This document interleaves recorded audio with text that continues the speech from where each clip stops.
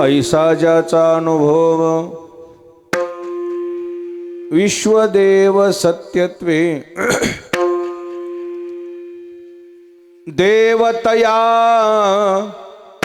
जवळी असे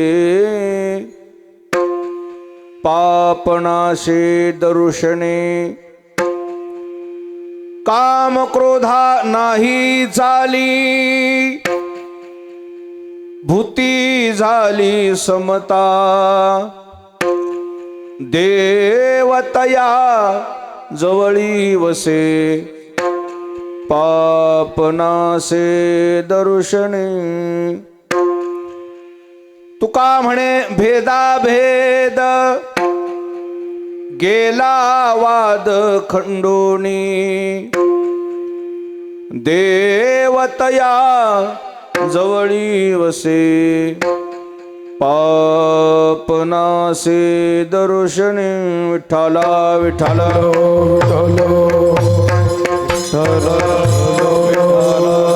हरी हरी हरी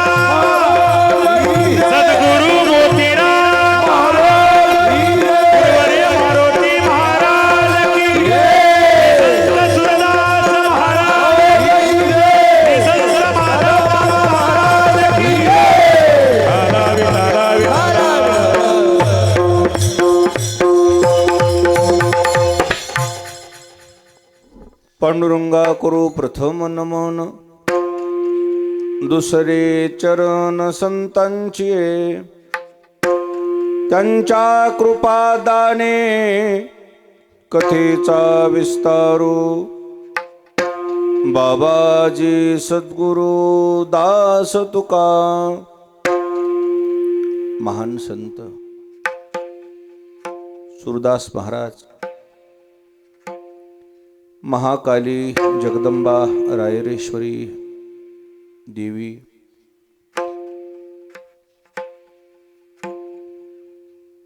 यांच्या पवित्र ज्ञानमंडपामध्ये चालू असलेला हा श्रीमद भागवत कथा व संकीर्तन सोहळा आज आपल्या रायवाडीमध्ये सुरू आहे. कथा प्रवक्ते हरिभक्तिपरायण भागवतकार शंकर महाराज लोंढे लोहा महाराजांच्या मुखातून आपण कथा ऐकत आहात. आपल्या कार्यक्रमाचा आजचा दुसरा दिवस आहे. या कार्यक्रमाचे आयोजक श्री रामचंद्रराव श्री विठ्ठलरावजी मुरकुटे व समस्त ग्रामस्थ रायवाडी तालुका चाकूर जिल्हा लातूर या पवित्र ठिकाणी अशा महापुरुषाच्या समोर अशा सत्पुरुषाच्या समोर हा कार्यक्रम चालू आहे. या निमित्ताने जमलेली सर्व आदरणीय महाराज मंडळी, भजनी मंडळी, गुणीजन मंडळी, श्रोते मंडळी, माता भगिनी, नवयुवक, छोटे छोटे बालक सर्वांच्या समोर जगद्गुरु तुकोबारायांचा सर्वांच्या पाठांतरातला अभंग सेवेकरता घेतलेला आहे. सद्गुरु मोतीराम महाराजांच्या मोठ्या महाराजांच्या माधवमामाच्या आशीर्वादाने सर्वजण मिळून सेवा करू. विठाला विठाला विठाला विठाला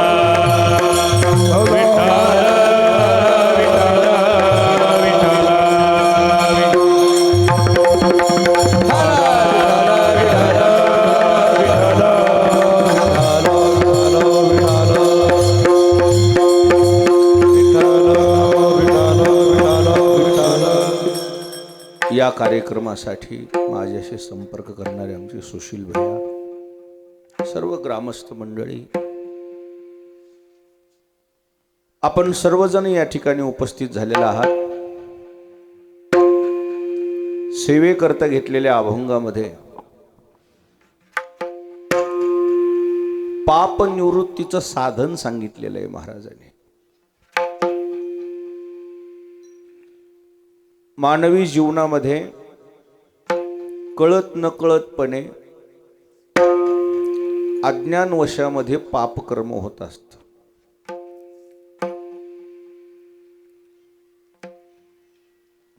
पाप करायची गरजच पडत नाही.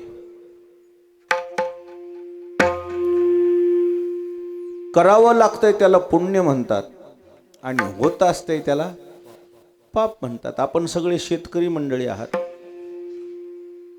आपल्याला ज्ञात आहे विठ्ठला विठ्ठला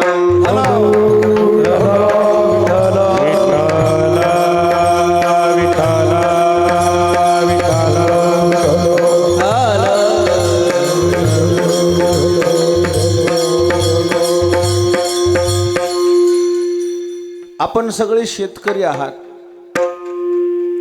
मला आपल्याला विचारायचं आहे, धान्य पेरावं लागते की तण पेरावं लागते? धान्य पेरावं लागते, तण आपोआपच येते. तसं पुण्य करावं. तुम्ही दोघ जण थोडं लांब लांब बसता, इकडून तेला तुमच्या अलीकडून घ्या. हा, तुम्ही थोडं असं सर थोड्या अंतरानं बसतात. आता बोलू नका. तणकट पेरावं लागतंय, धान्य आपोआप येते. हो म्हणा. हेच तर कीर्तन सांगायला. धान्य पेरावं लागतंय आणि तण आपोआपच येते. तसं पुण्य करावं लागतंय आणि पाप माणसाकडून सहजगत्या होत असते. करावं म्हणून कोणीच पाप करत नाही. पाप करण्याची वृत्तीच नाही माणसाची. पण त्याच्या अज्ञानवशामध्ये त्याच्याकडून कधी पाप होऊन गेलं त्या माणसाला कळतही नाही. या पापाचे काही प्रकार सांगितलेले आहेत. कायिक, वाचिक आणि मानसिक. आता हे दोघं बोलायला बघा. त्याला इकडून घ्या, इकडून पुढे येतो.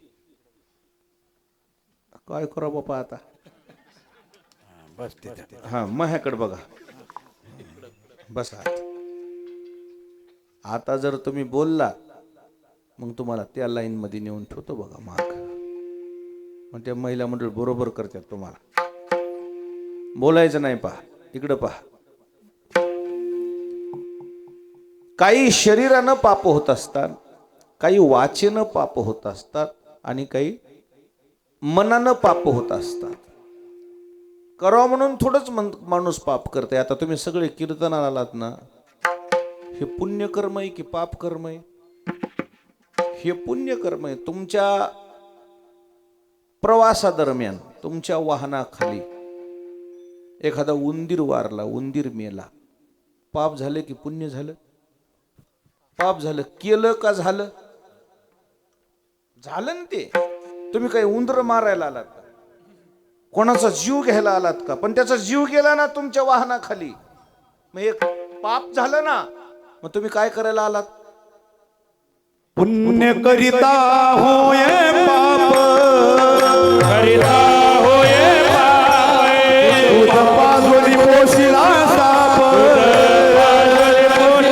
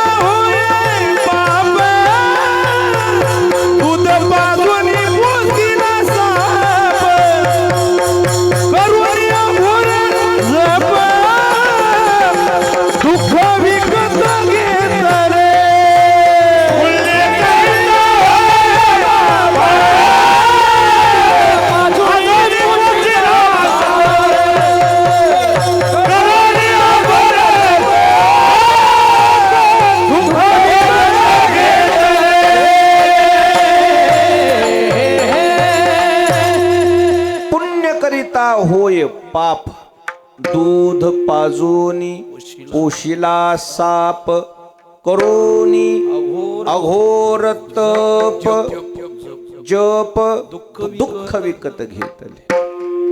आता पुण्यकर्म करतात लोक, असं वाटते लोकांना की मी सापाला काय पाजतो, दूध पाजतो, त्या दुधाचं काय होते, विष. आणि त्या सर्पाने एखाद्याला दंश केला की त्या सर्पदंशाने एखाद्याचा काय होतो, मृत्यू. मग त्याचा मृत्यू व्हायला कारणीभूत कोण आहे, दूध पाजणारा. म्हणजे असं माणसाकडून कळत न कळतपणे अज्ञानवशामध्ये सहजगत्या पाप कर्म होऊन जाते. काही शरीरानं पाप होतात. तुमच्या पायाखाली एखादी मुंगी मेली, मुंगी तुमच्यात आणि मुंगीमध्ये प्राण सारखाच आहे की, मुंगीचा तरी प्राणच आहे तुमचा. मग त्या तिच्या प्राणाची जीवित हानी झाली तिची, मग तुम्ही जाणीवपूर्वक केली का, तुम्हाला का माहित मुंगी हे म्हणून खाली. असे सहजगत्या शारीरिक दृष्ट्या माणसाकडून पाप कर्म होत असतात. विठाला विठाला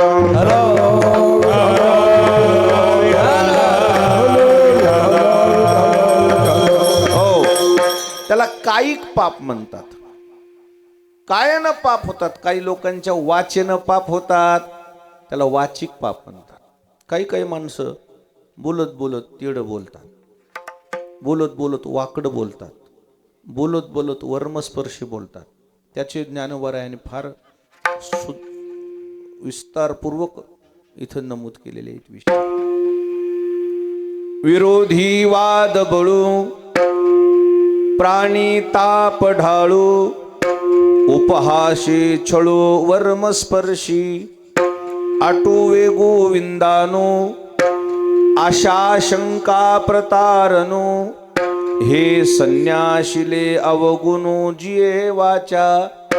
वाचेचे अवगुण आहेत. बोलत बोलत तिड बोलणं, बोलत बोलत वाकडं बोलणं, बोलत बोलत वर्मस्पर्शी बोलणं, बोलत बोलत टाकून बोलणं, लागलं असतं बोलणं, खोचक बोलणं. बोलायचं असते सुनबाईला, पण कोणावर घालतलंय,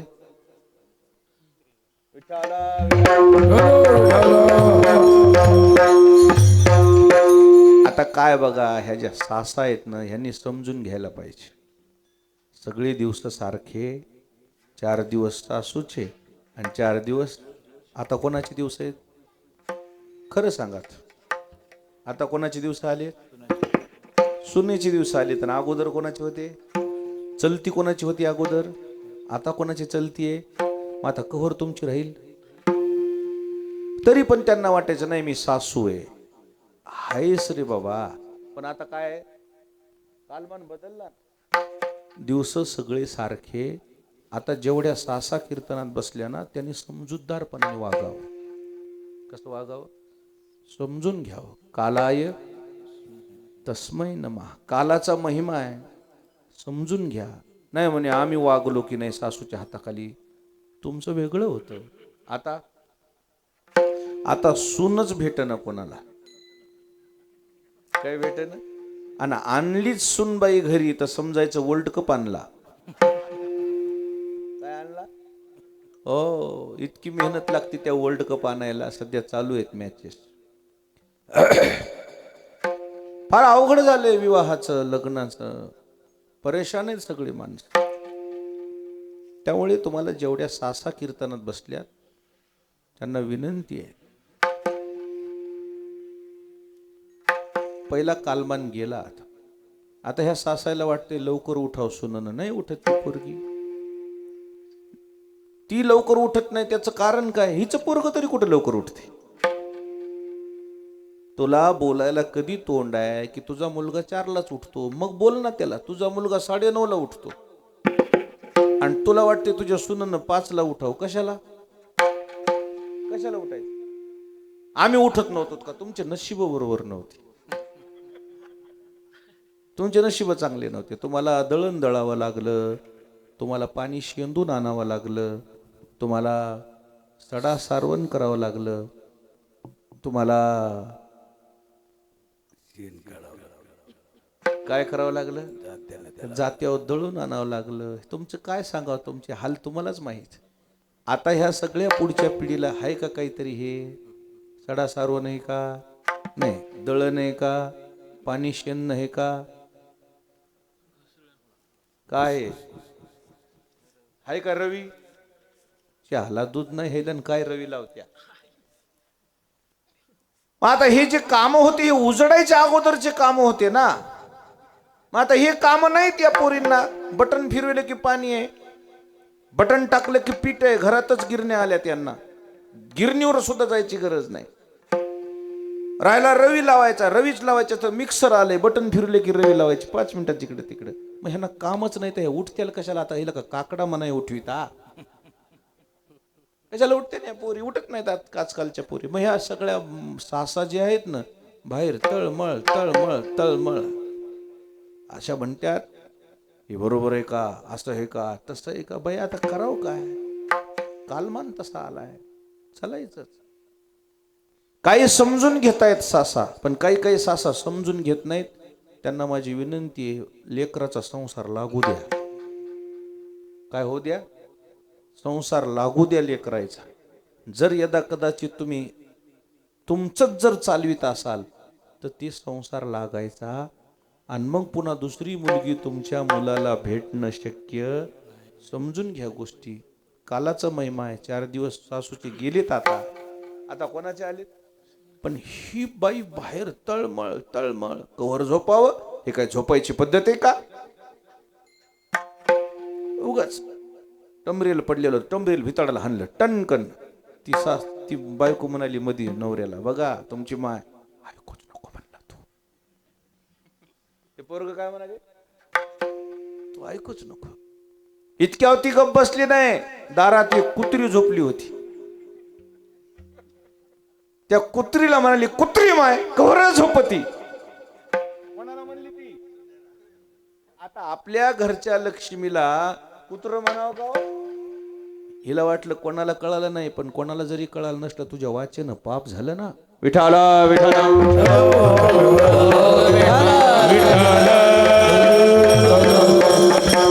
काही वाचेचे पाप आहेत माणसाचे. काही काही माणसं मन दुखवतात हो.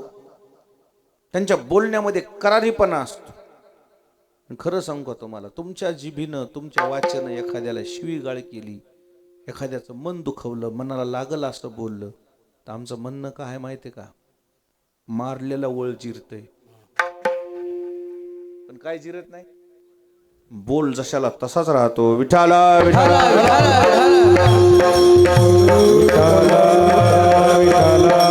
हो. वचन ते नाही तोडीत शरीरा, वचन नाही शरीरा, वचन ते नाही तोडीत शरीरा,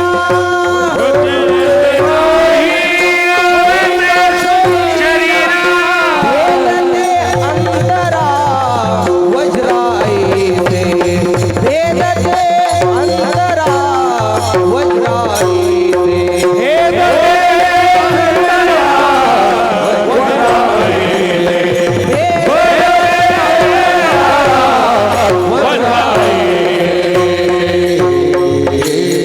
वाह. वचन ते नाही तोडीत शरीरा, भेदते अंतरा वज्राईसे. माणसं म्हणतात ना, शब्द हे शस्त्र आहे. ते काय केलं पाहिजे?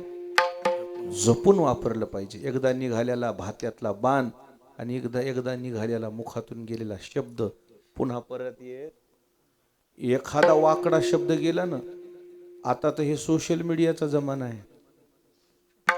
एक शब्द तुमचा तेडा गेला तर त्याचा असा ओहापोह आलाय, कीर्तनकाराला जपून बोलावं लागेल. तारेवरली कसरत आहे. विठाला विठाला विठाला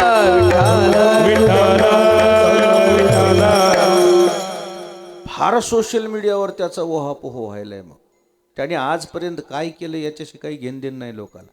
असं का बोलला त्याच्यावर अशा कमेंट्स असत्या. मग त्या बोलणाऱ्याचं वय बघितलं जात नाही, बोलणाऱ्याचा अधिकार बघितला जात नाही, बोलणाऱ्याची सेवा बघितली जात नाही, काहीच विचार नाही, असाच कसा बोलला. तिथून जे तो ट्रोल होतो, बाबा बाबा बाबा, नाकीनऊ येते माणूस, नाकीनऊ. म्हणून आपल्यावर ही वेळ येऊ नये असं वाटत असेल, कशाला लगाम द्यायचा? जनमित्र होय सकळाचा, जनमित्र होय अशुभ न बोलावी वाचा, अशुभ न बोलावी वाचा, संग न धरावा दुर्जनाचा,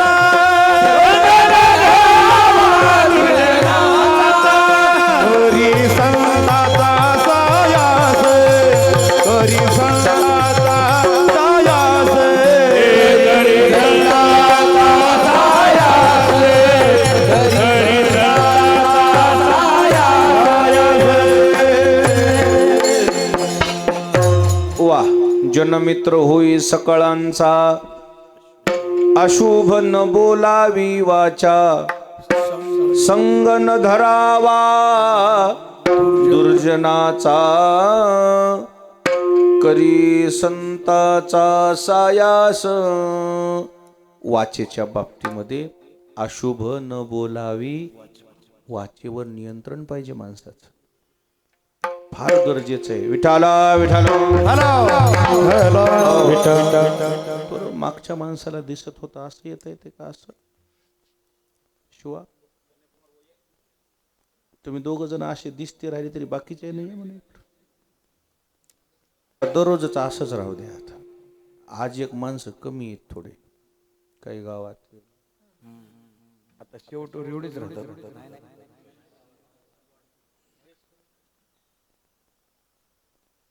गावात मनुष्य गुजरले, त्यामुळं थोडेसे घरचे लोक दुःखी राहतात. तरी बरेचसे आले. माझी भूमिका लक्षात घ्या. दुसरा मुद्दा आपला चालू आहे कायिक पाप, आणि दुसरे वाचिक पाप. वाचेचे दोष आहेत ना. बरं, या वाचेनं आजपर्यंत किती लोक अडचणीत आले त्याचा काही मोजमाप आहे का हो? महाभारत आहे तिथूनच, आणि रामायण बी. द्रौपदीला अडचण बोलण्यानंच, आणि सीताई साहेबाला अडचण बोलण्यानंच. वनवासाचं कारणच काय? द्रौपदीचा वनवास कशानं? बोलण्याने, आणि सीतेचा वनवास बोलण्यानंच. विठाला विठाला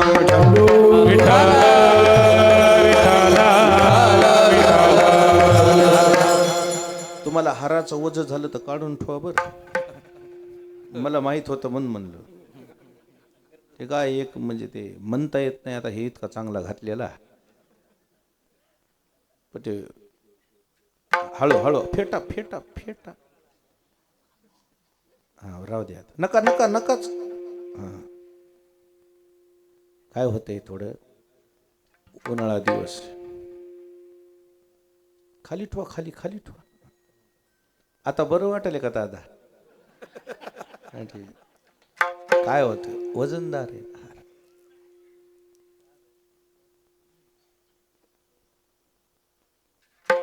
महाभारत तरी बोलण्यानंच घडले, रामायण तरी वाचेचा दोषच. एक शब्द बोलू का? भाऊ बोलल्यावर काय वाटत नाही हो, पण भाऊजई बोलल्यावर लय करारी लागते. भावान बोलू द्या म्हणला, 2 थापडा हाणू द्या, बापासारखा आहे. काय म्हणते मनुष्य? बापाच्या महागारी मला आमच्या कोणासारखा आहे? तो वडिलासारखाच आहे. म्हणू द्याव की काल परवाची आलेली म्हणला मला बोलती. बर, आता ह्या लेकराला सुद्धा कळते. बाळो इकडं पहा, लग्नाच्या आधी माणूस वायलं राहतंय की लग्न झाल्यावर रे? हे पहा, आता म्हणला बा एकूण एक विद्यार्थी, कधी वायलं राहते मनुष्य? लग्न झाल्यावर. बर, लग्नाच्या आधी भावाभावाचे भांडणं होतात की नाही रे? होतात रे. चालर चिल्लर भांडणं होतातच की, कशावरून बी.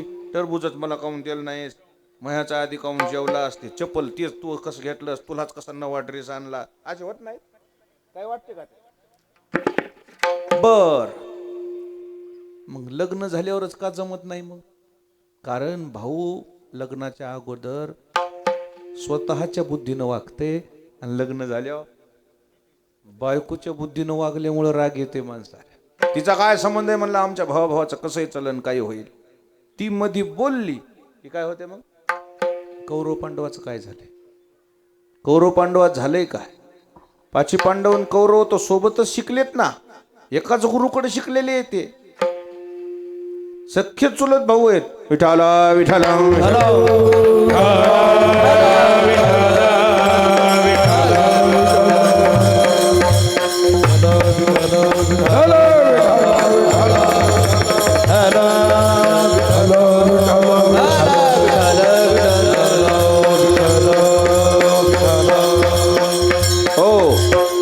सोबतच राहिलेले आहेत. उठले, खेळले, बागडले, उड्या मारल्या, भांडणं केले, पुन्हा मिटले, पुन्हा खेळले. पण पुन्हा लग्न झाल्यावर पांडवानं जो महाल बांधलेला त्याचं नाव मय सभा, तो पाहण्याकरता दुर्योधन आला. असं बांधकाम केलेलं होतं, असे इंजिनियर आर्किटेक्ट होते, असे इंटेरियर डिझायनर होते, अशी कलाकुसर केली होती त्याने. जिथं फरशी आहे तिथं काय भासायचं, पाणी, आणि जिथं पाणी आहे तिथं काय भासायचं. आल्या दुर्योधन म्हणलं, अरे बापरे, पाणी ठेवलंय म्हणलं आधीच, आता पाय धुवायला गरजच नाही, पाण्यातून गेले की पाय धुवूनच मध्ये जायचं. मध्ये आला तर फरशी होती. अरे म्हणलं ही फरशी आहे, मला वाटलं पाणी आहे काही. पुन्हा 10 फूट अंतरावर गेल्यावर पुन्हा काय होतं, त्याला वाटलं ही बी काय आहे, फरशीच आहे. जाण आणि त्या पाण्यात भाडकन पडणं. पडल्याबरोबर लादणीवर उभी राहिलेली द्रौपदी तिनं पाहिलं, खदखद लागली हसायला. आणि द्रौपदी म्हणली, बापय आंधळा आणि पोरय आंधळे. जे शब्द झोमला, युद्धच झालं. काय झालं, कोण मध्यस्थी केली ती युद्ध होऊ नये म्हणून, श्रीकृष्णानं. टळलं का ते, मग ह्याचा इतका लगेच जखम झालती कशाची, फक्त बोलण्याची. याला म्हणायचं वाचिक पाप. विठाला विठाला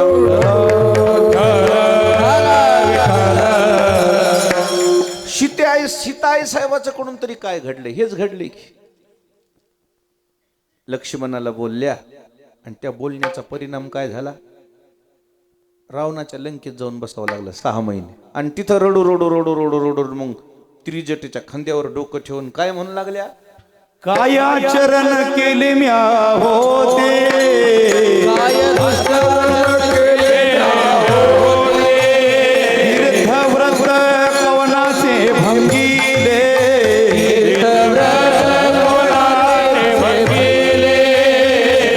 गाई वत्सा पुरुषा बिघडिले, नकळे हो संचित मनस्ताप होऊ लागला. काय दुष्ट आचरण केले मी होते, काय कवनाचे तीर्थव्रत भंगिले, गाही वत्सा पुरुषा बिघडिले. काय माझं संचित आहे कोणास ठाऊक, म्हटले मी काय केलं. मग लक्ष्मणाला मी उगच बोलले, माझ्या भावासारखा त्या लक्ष्मणानं सगळ्या संसाराचा त्याग केला माझ्याकरता. प्रभू रामचंद्र वनवासाला निघाल्यावर भाऊजाई सोबत निघाली. भाऊजाई मोठी भाऊजाई म्हणजे आईसारखी असते. या नजरेनं ज्या लक्ष्मणानं माझ्याकडे बघितलं त्या लक्ष्मणाला मी नको तसं बोलले. लागली रडो रडो रडो रडो रडो. कोणाला सांगायला, बिभीषणाची बहीण होती त्रिजटेला. मग ते मनाला खाऊ खाऊ घेऊ लागले. बोलून तर गेले. आता सीतेचं बोलणं किती पद्धतीचं होतं त्याच्यावर आपल्याला जास्त ओहापोह नाही करता येत.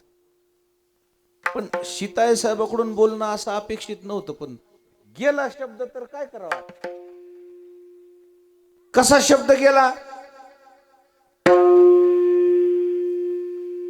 प्रभू रामचंद्र हाक मारू लागले, लक्ष्मणा धाव, लक्ष्मणा धाव. आवाज कोणाचा होता? मारीचाचा. मारीच कोण?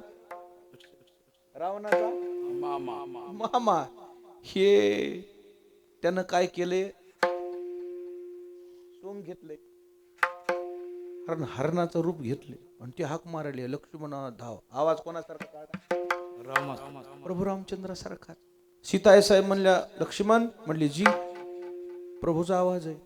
पावर काय झाले? देवावर संकट आहे. लक्ष्मण हसू लागले. म्हणले, आई साहेब, त्याच्यावर संकट येत असते का? म्हणले, तयाच्या चिंतने निरसेल संकट. त्याच्या चिंतनानं संकट निरसन होते. त्या ईश्वरावर संकट येत असते का? ते माझ्या दादाचा आवाज नाही, कोणतरी काय केले? सोंग आहे, सोंग. नाही म्हणे, माझ्या मालकाचा आवाज मला ओळखू. जा म्हणले, जा. देवावर संकट आले. म्हणले, आई साहेब, मी नाही जाऊ शकत.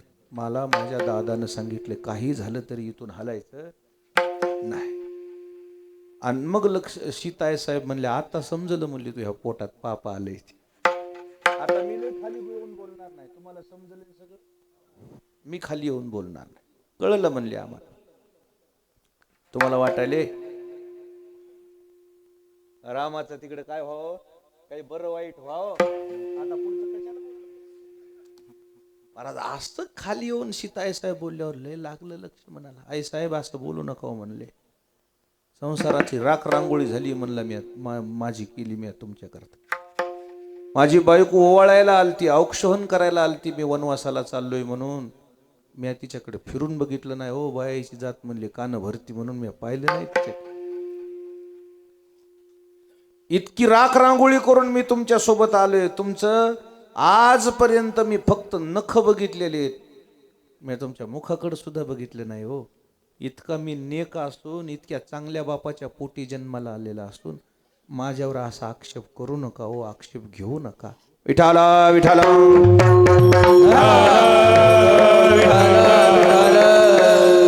पण ते ओघामध्ये सीताई साहेब बोलून गेल्या. मग म्हणल्या, तुम्ही कसंही करा ना, आताच्या आता देवाच्या मदतीला जा. हरकत नाही म्हणले. मी हे काय करतो, बाणानं रेषा ओढतो. त्या रेषेचं नाव अजूनही नाव आहे. कोणती रेषा? लक्ष्मी. याच्या पलीकडे तरी येऊ नका. कोणी येऊ द्या, महाराज येऊ, कोणी गोष्ट येऊ, कोणी येऊ, याच्या अलीकडे येऊ नका.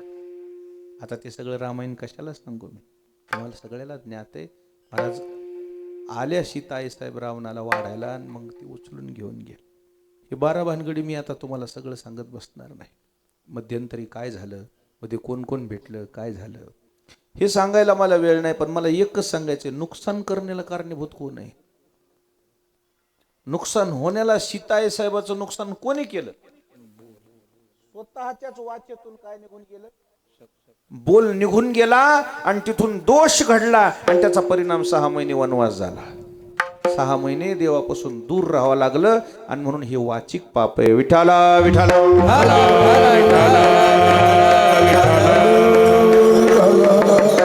काही मानसिक पाप असतात, काही वाचन शरीरानं पाप करीत नाहीत. काही माणसं काही वाचनही बोलून दाखवित नाहीत, पण मधल्यामध्ये उकंडा जळल्यासारखं, उकंडाळा जरासारखं जळल्यासारखं मधल्यामध्ये झिरपतीत वाईट चिंतितात. वाईट ती मानसिक पाप आहे. विठाला विठाला.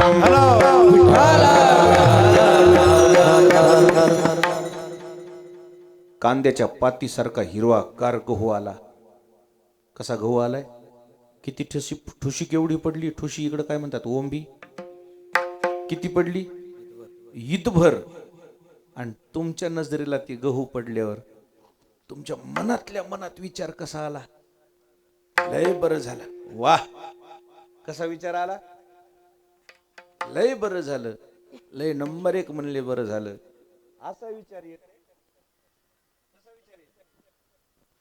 त्याचा गहू बघितल्यावर तुमच्या मनातल्या मनात विचार येते. आलाय म्हणला, नाही तांबुरा पडला तर मला विचारा. हे मनातल्या मनात काय म्हणतोय? काय पडावायचं गहू? विघ्न याव, मानसिक पाप झालं. म्हणून दाखविल नाही कोणाला, मनातल्या मनात. एक जणाची ज्वारी आली अशी, कंस ज्वारीची, मोठ्या ज्वारीची, मोठाले कंस पडले अशी. की ज्वारी बघितल्यावर ह्याच्यात मनातच विचार आला, आली म्हणला ज्वारी, पण कानी नाही झाली तर मला विचारा. हे कोणतं पाप झालं? हे मानसिक पाप झालं. केलं का झालं, असे सहज काही काही मनाचे पाप होत असतात. विठाला विठाला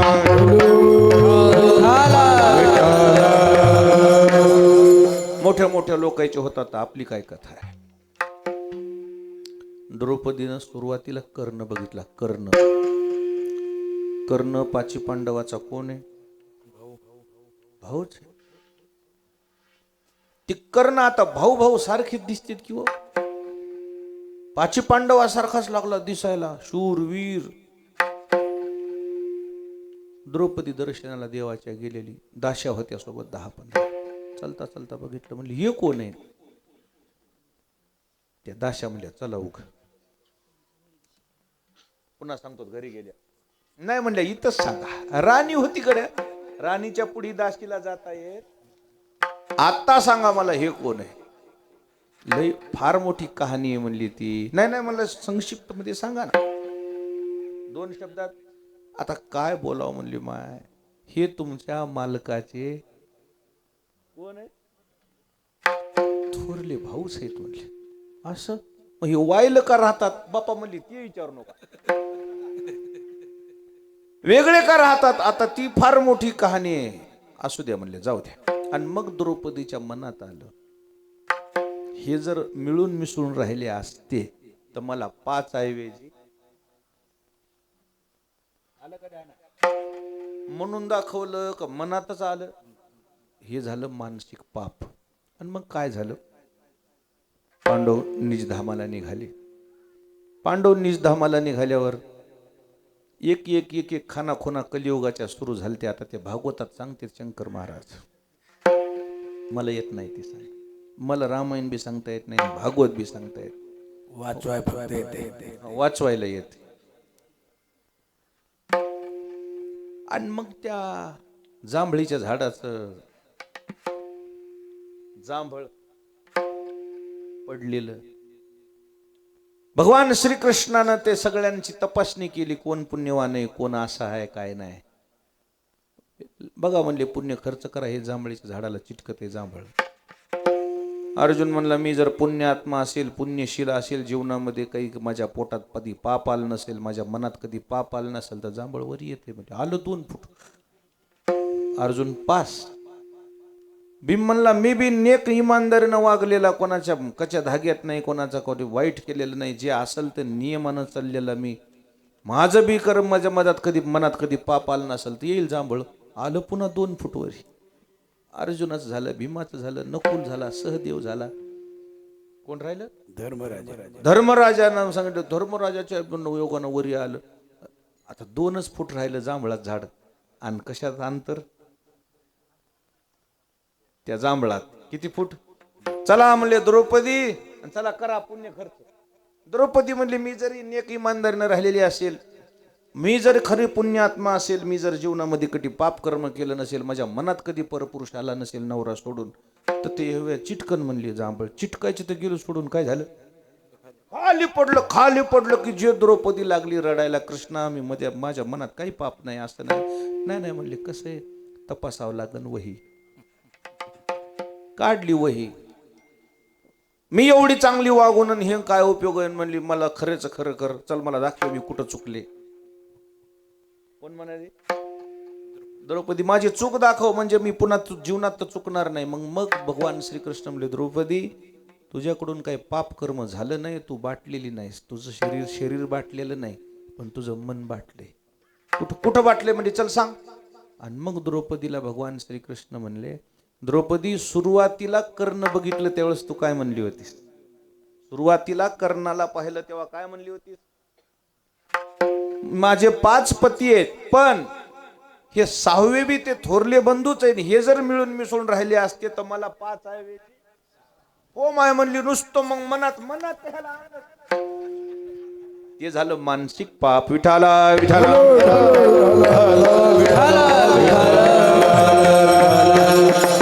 असे काही कायिक पाप होतात, काही वाचिक पाप होतात, काही मानसिक पाप होतात. चलत चलत आपल्याला कोणाचं देख होत नाही. चांगली गाडी घेतली कोणी, आपल्याला वाटतंय त्याचं चांगलं झालं, त्याचा पेढा कडू लागते आपल्याला.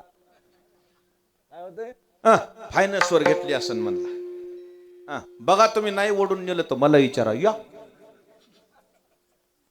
तुझी भावना आहे का त्याचं बेकार हो. पण नजर कोणाला लागती, नजर काळ्या सावळ्या माणसाला लागते का गोऱ्या पान कोणाला लागते. म्हणजे ज्याची नजर लागते त्याची नजर कशी असते. सन सन ताप येते लेकरायला, येत नाही का. कशामुळं, इतक्या चांगल्या नजरा बघितल्या त्याच्या पडल्यावर.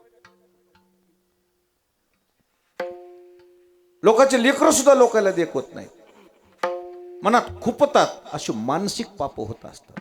काही कायानं पाप होतात, काही वाचेनं पाप होतात, काही मनानं पाप होतात. करायची गरज नसती, होत असते. महाराज मग आता हे आता होऊ नये, त्या गोष्टी होऊन गेलेल्या, ह्याला काय करावं. आता हात्यातला बाण निघून गेलेला आहे.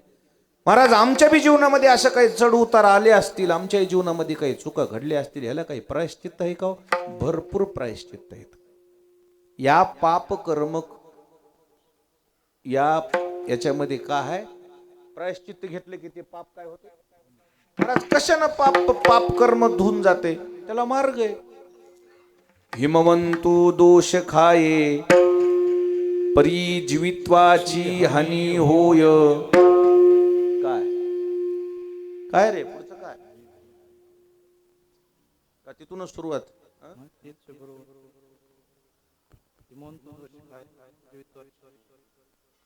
पुढचे दोन तुकडे सांगा की. तैसे मन मला होतं म्हणलं पण आपलं चुकू नाही म्हणून. तैसे सुचित्व नो हे सज्जनाचे. हिमवंत म्हणजे काय, बद्रीनाथ केदारनाथ हिमालय पर्वत. तिथे गेले की माणसाचे काय होतात, पाप धुवून जातात. येडे आहेत का लोक तेवढे चार धाम करायला. गंगोत्री, यमुनोत्री, बद्रीनाथ, केदारनाथ सगळा बर्फाळ प्रदेश आहे. गाडी कुठं चलती, माळाच्या कडीनं. आणि जर कडीनं घसरली तर वापस येते का. रोगासह रोग्याची निवृत्ती होती. तो निसंगच बुडाले तयाचा मुळ ना. किती खोल आहे, आता मी काही गेलो नाही, मी जाणार आहे यंदा. किती खोल आहे त्याचा मोजमाप नाही, गणितच नाही. केलं की गेलंच. कुल्प लागलेत, कुल्प.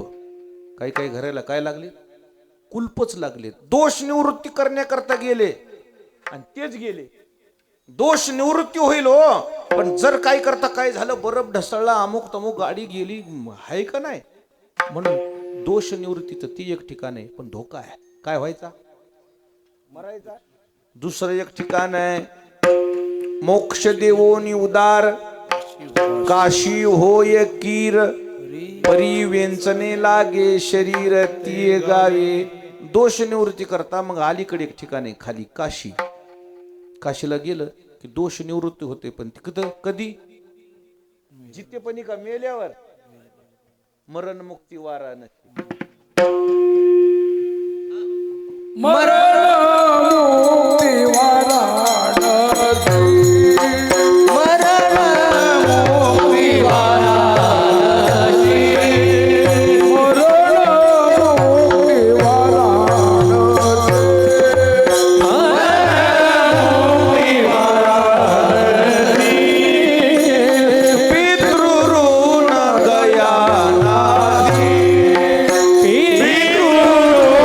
गया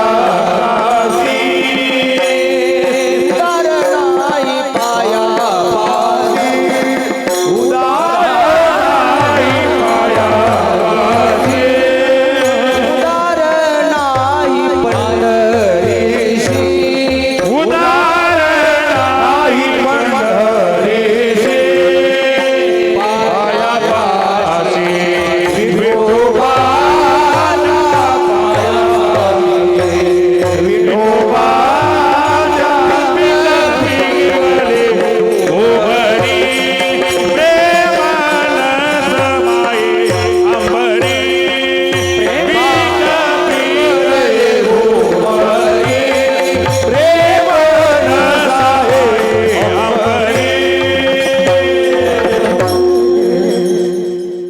काशी आहे काशी, मरण मुक्ती वाराणसी. अहो बाबा, तुम्हाला मुक्ती मिळते, तुमचे दोष निवृत्त होतात, पण तिथे गेल्यावर काय करावं लागते? कोण मरते? एक मनुष्य म्हण निवृत्त झाला इकडं संसारामधून. काय झालं? झाला बाबा म्हणला, आता उद्धार करून घ्यायचा, काशीला जातो बाबा म्हणला. आणि तिथं गेल्यावर काय होतो? जीव देतो. काशीला मरायला म्हणून गेला, आणि काशीला गेल्यावर वय झालेलं होतं 80-90.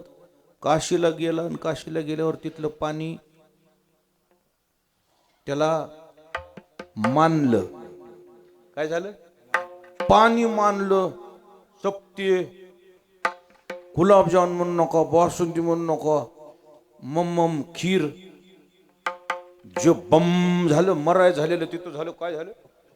महादेवाला कठाळ्या सोडल्या म्हणे. बाबा बाबा म्हणला, आता मरत नाही किंवा म्हणला. मग ते आता म्हणलं एकदा लेकरायला भेटून येतो. मनमाडच्या स्टेशनला मिलं, इधर ना उधर, आणि बीच में मृत्यू यावा म्हणून काशीत गेला. पण तिथं त्याला मृत्यू आला नाही, कारण काशीमध्ये मृत्यू येणं सोपं नाही. आणि तिथं मृत्यू झाला रे झाला की काय होतो? माणूस दोष निवृत्ती होतो, मोक्ष होतो. हिमालय पर्वतही माणसाचा दोष निवृत्त करतो, काशी बी माणसाचा दोष निवृत्त करते. पण जीविताला धोका. एक जण म्हणला, तेवढ्या लांब नाही, जवळ सांगा. जवळ मग आमच्या गंगाखेडला, आमच्या गंगाखेडला गोदावरी आहे. गोदावरीमध्ये आलात आणि जर तिथं स्नान केलं तर तुमचे दोष निवृत्त होतात. शुचित्वे शुची गांग होय, आणि पाप तापही जाय, परी तेथेही आहे बुडणे एक. तिथं आलात गंगेला, तिथं आता काही काही लोक वाळू काढायले, तुम्हाला पोहणं आहे न आहे, खड्डा बिड्डा दिसला नाही, एकदमच बुडला तर एकदम बुडला तर जीव जाईन ना. आणि तिथं मोक्ष मिळतंय परत बुडलं तर बुडलं बरं, वरी आलं तर बरं, 3दा बुडावं लागतं. बुडलं की त्याचं माणसाचं पाप धुवून जाते. मग बसलेले माणसं म्हणतील, महाराज बरं पाप करायचं आणि गंगेला जाऊन बुडायचं. ते तसं नसते. केलेल्या पापाचा पश्चाताप जर झाला तरच जाते, नाही तर पाप करायचं आणि पुन्हा बुडायचं तोवर वर राहते. म्हणून ती वरी आले की पुन्हा बसते. मन संकल्पाची पापे न जाय तीर्थाची बापे, न जाय तीर्थाची बापे, न जाय तीर्थाची. हे मन संकल्पाची पापे न जाय तीर्थाची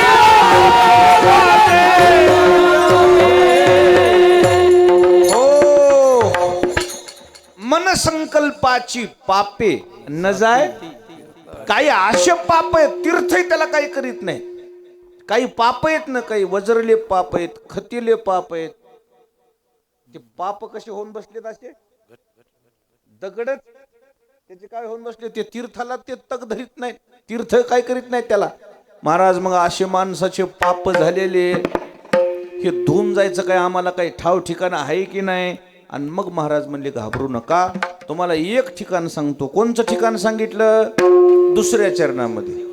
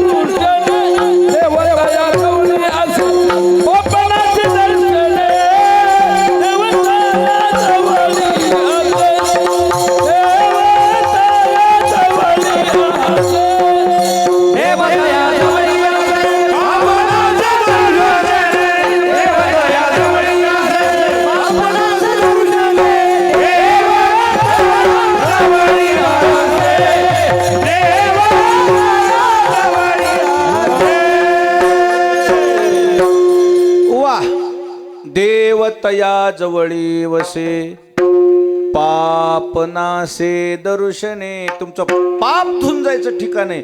दर्शन झाल्या झाल्या तुमचं पाप धुवून जाते म्हणून लोक म्हणले हे तर बरं झालं. हिमालयाला जाणं नको, काशीला जाणं नको, गंगाखेडला गोदावरीला उगं बुडणं नको, गार पाण्यात कशाला उगं बेजाऱ्या. महाराज दर्शन झाल्या झाल्या पाप धुवून जाते. हो, कोणाचं दर्शन व्हावं लागतंय महाराज तुम्ही सांगा ना. आणि मग तुकोबारानं काही साधूच्या लक्षणा सांगितल्या. त्यापैकी त्या साधूच्या काही लक्षणा पुढे हळूहळू मी म्हणणार आहे. त्यातली पहिली लक्षणा कोणती आहे? पहिल्या चरणात आहे. ऐसा ज्याचा अनुभव, ऐसा ज्याचा अनुभव, ऐसा ज्याचा अनुभव, ऐसा ज्याचा अनुभव, ऐसा ज्याचा ऐसा ज्याचा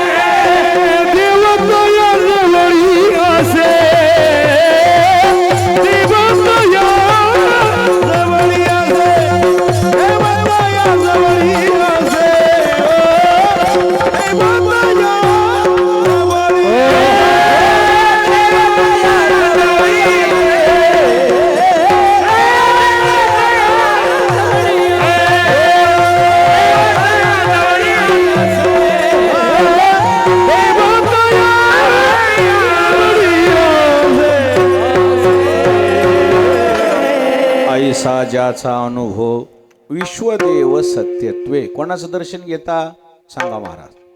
असा ज्यांना अनुभव आलेला आहे की ज्यांची दृष्टी इतकी निर्मळ झालेली आहे, विश्व भासत नसून त्यांना त्या विश्वामध्ये कोणाचा भास व्हावा? ईश्वराचा. त्यांच्या नजरेमध्ये जग दिसूच नाही, त्याला काय दिसावं? देवच दिसावं. असं कोणी जगात आहे का? असे फक्त साधू संत आहेत. साधू संताच्या दृष्टीनं जगत नाहीच. साधू संताच्या दृष्टीनं काय आहे? देवच. ब्रह्म सर्वगत सदा चेत अनु नाही विश्व. साधू संतांना ईश्वरच दिसतो. विठाला विठाला. आपल्या दृष्टीला हे जगत आहे आणि साधू संताच्या दृष्टीला देव झाले अवघे जन, देव झाले अवघे जन,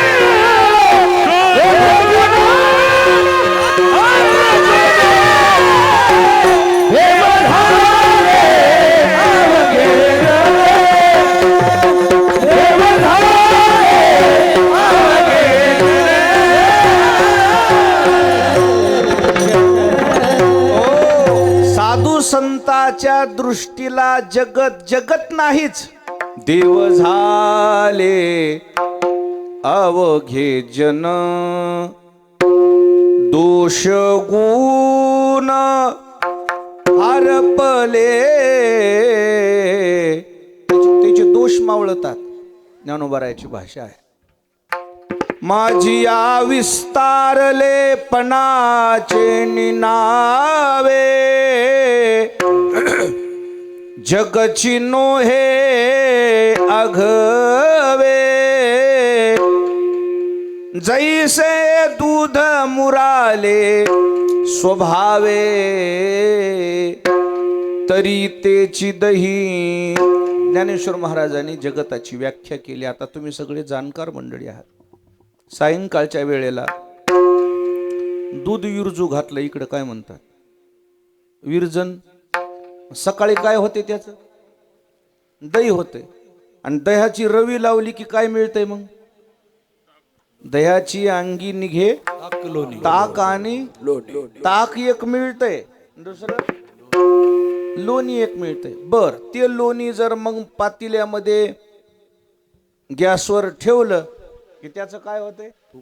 तूप होतंय. त्या तुपात दूध आहे की नाही? आ एक उत्तर द्या की कोणतं बी. हाय म्हणा, नाही नाही म्हणा. आ नाही, मग तूप कुठून आलं? दुधापासून. मग आता हाय म्हणा, मग आहे म्हणा, तर मग द्या शिंगल भर चहाला. मग त्याच्यात काही दिसतंय का? ते सुप्त स्वरूपामध्ये, त्याचं फक्त नाव बदललं, दुधाचंच तूप झालंय ना. कशापासून? तसं हे तैसा मज ज्ञानोबारायाची भाषा आहे. का बीजची झाले तरू, भांगारची अलंकारो, तैसा मज एकाचा विस्तारो, ते हे जग. ज्ञानेश्वर महाराज म्हणले काय झालंय? बीजची झाले तरू. आता कशात झाड आहे? वटवृक्ष. आता याला काय येते पुन्हा हिवाळ्यामध्ये? उंबर. पुन्हा ते उंबरामध्ये बीज असते. बर, मग आता या झाडाचा जर विचार केला, बीज आधी का वृक्ष आधी? वृक्ष आधी, बीज आधी. बीज कशाला लागते? झाडाला. मग आता वृक्ष, मग वृक्ष कशापासून निर्माण होते? बियापासून. मग चला सांगा, बिया आधी का झाड आधी? त्याचं उत्तर एकच आहे, झाड आधी. असं कसं म्हणता येईल? बीज नसल्यावर झाड कुठून येईल? मग बीज कोण आहे? बीजच परमात्मा आहे. बीजच कोण आहे? या सृष्टीचा निर्माताच तो आहे. पहिले कुठेच नव्हते काही, चंद्र सूर्य तारा नाही, अवघे मीच होतो म्हणले. मॅच मग सप्त ऋषी निर्माण केले. देवानं सप्त ऋषी निर्माण केले. मग त्या सप्त ऋषीपासून सृष्टी निर्माण झाली. देवाने हे सगळे निर्माण केले. म्हणजे देव बीज आहे. बीजानी फळ हरीचे नाम, सकळ पुण्य सकळ धर्म, निवारी श्रम. बीजानी फळ हरीचे नाम, सकळ सकळाचे वरिमय, निवारी श्रम सकळही. बीज आणि फळ हरीचे नाम. किंवा हे प्रमाण जरी तुम्हाला अवघड वाटत असले तर नाम विठोबाचे घेईन मी वाचे. बीज कल्पांतरीचे आजचा आहे का म्हणले मी? माझी या विस्तारलेपणाचे नावे, हे जगची नो हे अवघे. हे ज्ञानोबाराय म्हणले हे माझं नऊ, हे माझं एकटाचा विस्तार. अगोदर बीज आणि मग वृक्ष. का बीजची झाले भांगारची अलंकारो. भांगार म्हणजे काय? भांगार म्हणजे सोनं. सोन्याचा काय होतो? दागिना. दागिना झाल्यावर त्या दागिन्याच्या नावानं हाक मारतात, त्याला विचारतात का सोनं म्हणतात त्याला? झुंबर केले, झुंबर कानातले, त्याला काय म्हणा? झुंबर म्हणल्यावर त्याला सोनं म्हणता येते का? नाही म्हणता येत. मग सोनं नसलं तर मग झुंबर कुठून होते? लोखंडाचे का झुंबर? ते तसं त्याचं नाव बदलले. त्या सोन्यापासूनच झालेले हे दागिने, तसं ईश्वरापासूनच निर्माण झालेले हे जगत आहे. आणि म्हणून तैसा मज एकाचा विस्तारू ते हे जग. मग जग आहे ईश्वराचा विस्तार आहे. मग ईश्वरानं निर्माण केलेली ही सृष्टी, कण कण में है भगवान, चराचरामध्ये परमात्मा आहे. पण दिसतो कोणाला? फक्त सूरदास महाराजाला. दिसतो कोणाला? फक्त सूरदास महाराजाला. आणि अशा महात्म्याला जे सगळीकडं सर्व प्राणी मात्रामध्ये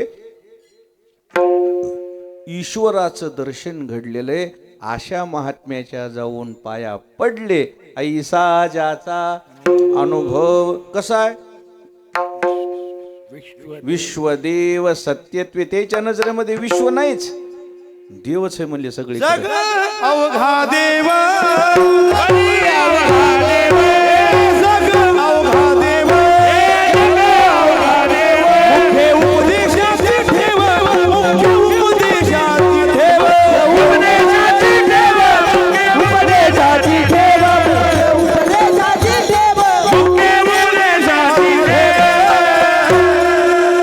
जग अवघा देव.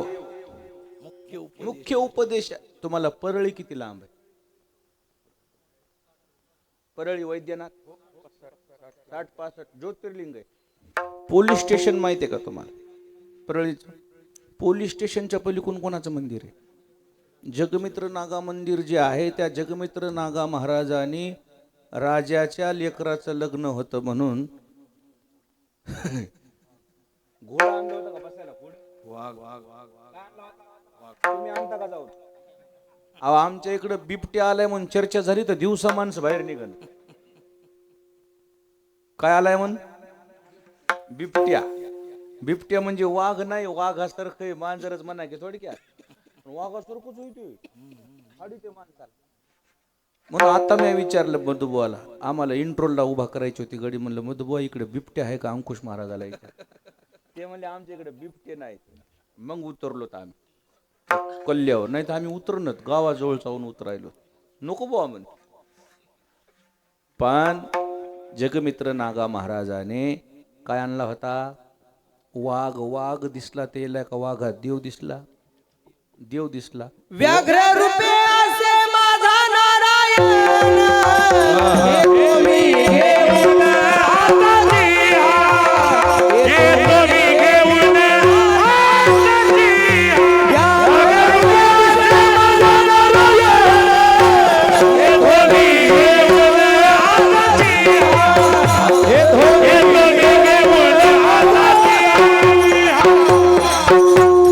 शाबास. व्याघ्र रूपे असे माझा नारायण, येतो मी घेऊन आताची हा. जगमित्र नागा महाराज म्हणले मी आता वाघ आणतो. म्हणजे आणा बर. गेले ना उपरनं होता असं. उपरनं गळ्यात घातलं. वासराला एखाद्यावर माणूस कसं धरून येते, काने तोडून गेल्यावर गाठलं निष्ठतो एखाद्यावर वासरात. गाठलं कळते काय म्हणते इकडे असं बांधायचं असतं. गाठलंच म्हणते. गाठल्यातून वासरून निष्ठून गेल्यावर कसं आणतात धरून? ते जगमित्र नागा महाराजांना आणला वाघ धरून. वाघ धरून आणल्यावर ह्या जन सांगितलं त्याच्याजवळ लय मोठाले वाघ होते. कोण होते? प्रधानोन, सेनापतीन, सैनिकोन. ते वाघ आल्यावर ते म्हणाले छोडो मत. काय म्हणाले? छोडो मत. नवरदेव होता त्याच्या घरी. नवरदेव ते म्हणला मेरे को शादी नाही करनी. नको रे बापा म्हणला. कशाचं लग्न आलं आणि कशाचं काय. वाघाच्या रूपामध्ये जगमित्र नागा महाराजाला काय अनुभूती आली? ईश्वराचीच, देवाची अनुभूती आली. मग अशी ज्यांना अनुभूती आली, ऐसा ज्याचा देव विश्वदेव सत्यत्वे. आणि देव त्याच्यापासून लांब आहे का? मग देवतया जवळी वशे. अशा महात्म्याचं दर्शन घेतल्यानं पापनासे दर्शने विठोबार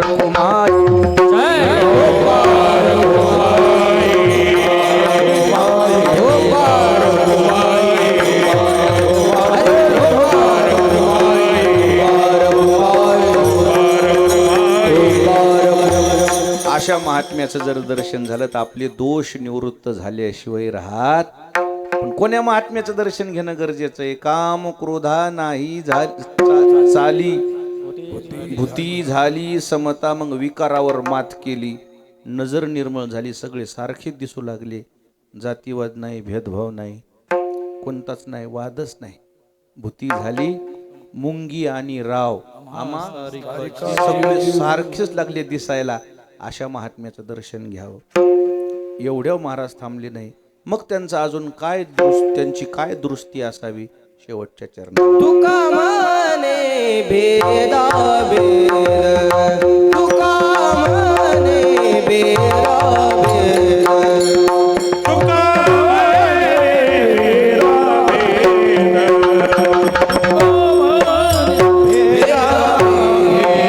गेला वाद खंडोनी, गेला वाद खंडोनी, देवतया जवळी असे, देवतया जवळी असे. वाद खंडोनी, गेला वाद खंडोनी, देवतया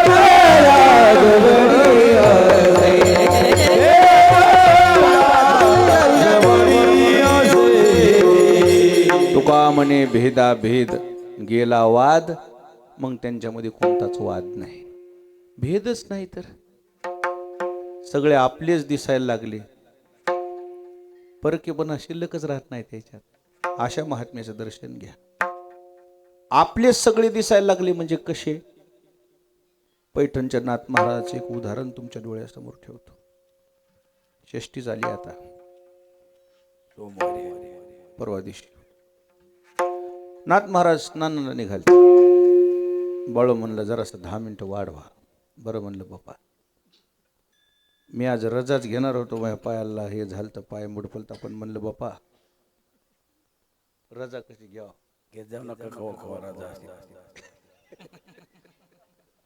मला वाटलं मधुबोल धाडाव, इथलं माझं कोणीच ऐकत नाही.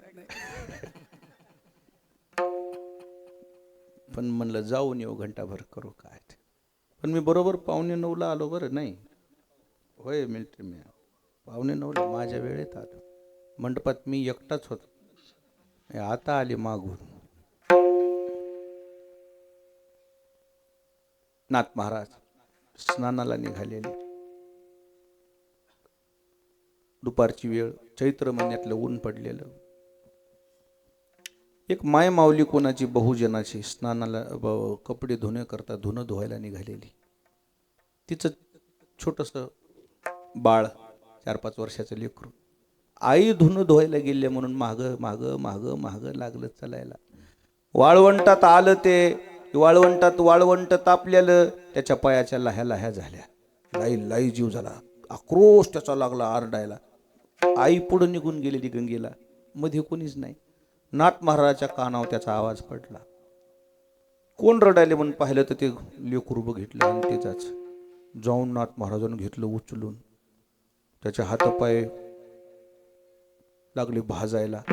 त्या दिवशी महाराज गंगेला गेलेच नाहीत पूजा करायला. ते लेकरू घेऊन घरला आले. गार पाण्याने त्या लेकराला आंघोळ घातली, त्याचे पाय थंड केले. मग ते जरा थांबलं, रडणं त्याचं थांबलं. अंगाव गरिबी, कपडे नको, काही नको. नाथ महाराजाचा मुलगा त्याच वयाचा होता. बायकोला म्हणले, अरे कोणाचं लेकरू की उन्हानं बेजार झालत, आता कपडा नाही आहे की म्हणले आपल्याजवळ संदकात. नवेच कपडे आहेत म्हणले आपल्या लेकराचे. 9वेच संदकातले कपडे काढले त्याला घातले. बाई बी मालकापेक्षा एक काकण पुढे. ते लागलं लेकरू नाथ महाराजाच्या लेकरासंग खेळायला. नाथ महाराज म्हणले, अरे काय खेळायले म्हणले लेकरू, पण सुनच लागायले. म्हणले कसं. आपल्या लेकरं असं दागिन्यानं मोडवून निघाले. म्हणले बघ हे पांढरपट उघडं पडले. म्हणले मग घाला याला असले तर मग दागिने बकळ आलेत की म्हणले आपल्या लेकराला. बघायला आले लोक. जेवढे त्यांच्या मुलाच्या अंगावर दागिने, तेवढेच त्या लेकराच्या काय घातले अंगावर. लागलं ती लेकरू मस्त खेळायला. लेकरं लय खेळत आहेत बघा, लय मस्त खुश राहतात. जी माय माऊली धुणं धुवायला गेलेली ती घरी आली, बघायला तर लेकरूच नाही. लागली इकडं तिकडं फिरायला. माझं लेकरू बघितलं का, लेकरू हरवलं. लोक म्हणले बापा तुझं लेकरू तर नाथाच्याकडं होतं. म्हणली बाई आली तिथं ती दारात मध्ये जायची हिंमत होईना ना, वाडा भलता मोठा, इकडून तिकडं तिकडून इकडं चक्रा मारायला लागली. बघितलं नाथ महाराजच्या लेकरासंग लेकरू खेळाली. म्हणली माय कसं हाक मारा. नाथ महाराजचं लक्ष गेलं. नाथ महाराज म्हणले बाई काय पाहिजे. महाराज माझं लेकरू हरवलंय हो. म्हणजे बाई हे आहे का. असंच होतं म्हणायची. हे नाही का हेच आहे. पण त्याच्या अंगावर कपडा लता नव्हता, त्याच्या अंगावर दागदागिने नव्हते. नाथ महाराज म्हणले बाई हे नाही का. हो महाराज हेच आहे, पण त्याच्या अंगावर कपडा लता नव्हता, दागदागिने नव्हते. नाथ महाराज म्हणले बाई नशिबाने भेटले, जाय घेऊन. आता मला तुम्हाला विचारायचे, नाथ महाराजाच्या मुलात आणि त्या गरीबाच्या लेकरात नाथ महाराजाला फरक वाटला का. याला म्हणतात भूती झाली समता. वाढवायला काय येळ रे. वाढवायला ना आता, पण मला नाही सण होता आता. वाढवायला काय गुरुकृपा आहे. विठाला विठाला अशी जी समता ज्यांच्या हृदयामध्ये वास्तव्याला आहे, अशा महाराज लोकांच्या पाया पडा. नाही तर महाराज आमच्यासारखे बकळ आहेत. पण वर्तणूक जर महाराजासारखी नसेल तर कसं पाया पडावं समाजानं. समाजाला खरं सांगू का, पाया पडा म्हणायची गरजच पडू नये, तुटून पडावं लोकांना. तुटून पडावं अंगाव, असं आचरण आपलं असावं. आणि याच्या अशी जर आचारसंहिता जर महात्म्यानं महाराज लोकांनी सांभाळली, आणि अशी जर महात्म्याची सारखी महाराज लोकांच्या अंतःकरणात आचारसंहिता आली, तर अशा महाराज लोकांना 1 घंटाच कीर्तन करायला लावायचं आणि 1 घंटा सगळ्या गावानं त्याच्या पाया पडायचं. का. त्याचं कारणच एक आहे, पापनाशे दर्शने. अशा महात्म्याच्या दर्शनानं आपली दोष निवृत्ती होती. आणि म्हणून आज आम्ही आता विचारलं आपल्या अंकुश महाराजाला, बापा कोणता अभंग घ्यायचा आहे. मधुबुवाने एकदा मला आणलं होतं इथं. एकदा आलतो मी का नाही आलो. एकदा आणलं होतं दादा.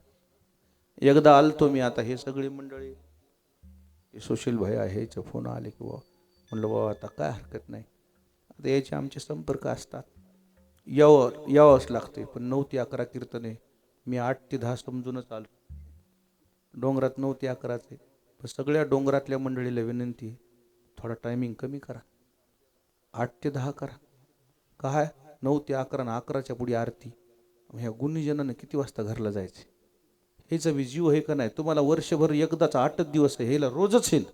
सकाळी पुन्हा ह्याच्या कार्यालय कीर्तनाला जावं लागते, ह्याला दुसऱ्या गावाला पुन्हा भागवताला बसावं लागते. ह्याचा जीव आहे. ह्याला जर 4 दिवस जास्त वाचू द्यायचा असतील, तुम्ही गावात 8 वाजता जेवण 8 जा आणि कीर्तन 8 ते आम्ही आमच्या इकडे तर 7 ते 9 करायला होतो.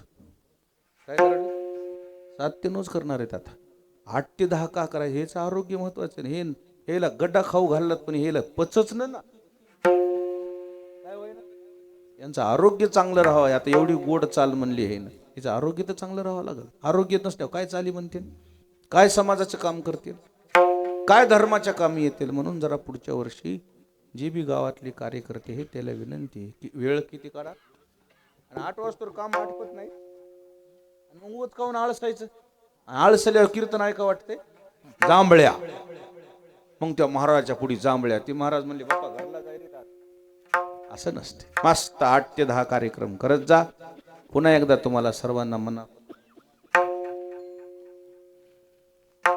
आजच्या या कार्यक्रमाचे यजमान श्री रामचंद्रजी विठ्ठलरावजी मुरकुटे व सर्व तुम्ही ग्रामस्थ मंडळी रायवाडी या ठिकाणी एवढा भव्य दिव्य कार्यक्रम केला.